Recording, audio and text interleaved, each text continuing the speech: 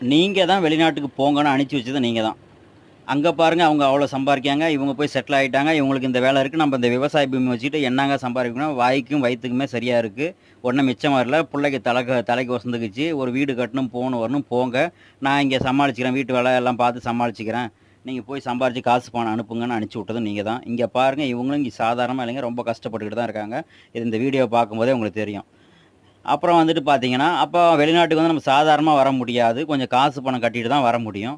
அப்ப காசு பணம் கட்டிட்டு, அப்ப எப்படியா இருந்தாலும் புள்ள பொண்டாட்டிய விட்டு வந்தீங்கன்னா, வருஷ லீவுல வரும்போது நீங்க இங்கேயே இருந்துருங்க. என்னால சமாளிக்க முடியல, வைக்கல. காட்டு வேலை பயங்கரமா இருக்கு. இந்த புள்ளைங்கலாம் சமாளிக்க முடியல, இங்கேயே இருந்துருங்க. நம்ம சாதாரணமா வந்திருந்தாங்க அப்படின்னா, அவங்க வந்து கண்டிப்பா கட்டாயம் இருந்துருவாங்க. கடன் வாங்கிட்டு வந்துட்டா, இப்ப கடன்காரன் காலையில வந்து வாசல்ல நிப்பான். நம்ம என்ன பண்றது சொல்லிட்டு தான் எல்லாம் விதிய நெனச்சுக்கிட்டு தான் இவங்க வந்து வெளிநாட்டுல வேலை பார்த்துட்டு இருக்காங்களே.